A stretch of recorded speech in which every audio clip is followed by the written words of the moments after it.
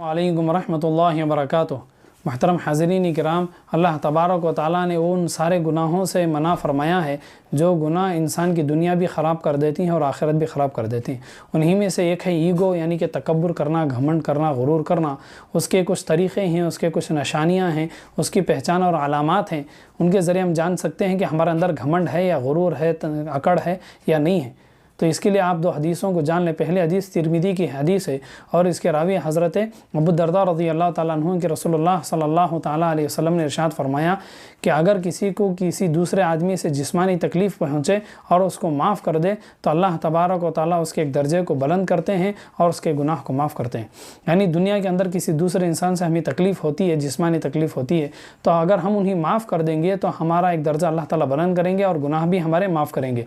अगर हम माफ़ नहीं करेंगे तो ये एक तकब्बुर की निशानी है। जब इंसान अपने आप को एक मामूली बंदा समझता है, अल्लाह का एक ईमान वाला बंदा समझता है, मुसलमान एक आम और मामूली मुसलमान समझता है, तो किसी से भी तकलीफ़ होगी वो उसे माफ़ करता रहेगा। लेकिन जब इंसान के अंदर बड़ाई आ जाएगी, घमंड आ जाएगा, वो अपने आप को बड़ा समझेगा तो किसी को भी माफ़ नहीं करेगा। तो ये तकब्बुर और घमंड की निशानी है, इसलिए हमें दूसरों को माफ़ करना चाहिए।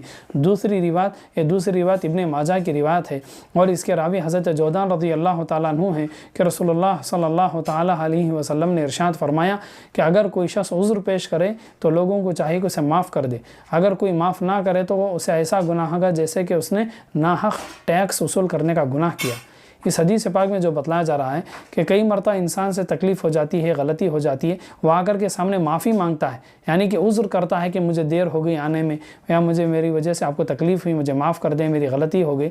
जब कोई अपनी मजबूरी सुनाए, अपनी गलती बताए, अपनी माफ़ी मांगे तो उसे माफ़ कर देना चाहिए। कई लोग ऐसे लोगों को माफ़ नहीं करते, जिसकी वजह से माफ़ नहीं करने की वजह से उन्हें ऐसा गुनाह होगा जैसे कि उन्होंने नाहक लोगों से टैक्स वसूल किया है, लोगों से नाहक पैसे और ज़बरदस्ती से माल वसूल किया है।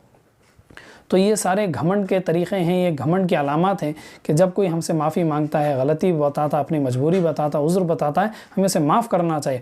अगर माफ़ करने के बजाय अगर हम माफ़ नहीं करेंगे, ये तकब्बुर की निशानी कि इंसान अपने आप को इतना बड़ा समझता है, अपने अंदर इतना घमंड है कि सामने वाला माफ़ी भी मांगे वो माफ़ करने को तैयार नहीं, सामने वाला अपनी मजबूरी बताए उसकी मजबूरी को कबूल करने को तैयार नहीं। तो बहरहाल अल्लाह ताला से हमें दुआ है कि अल्लाह ताला हमें तकब्बुर और घमंड से बचाए।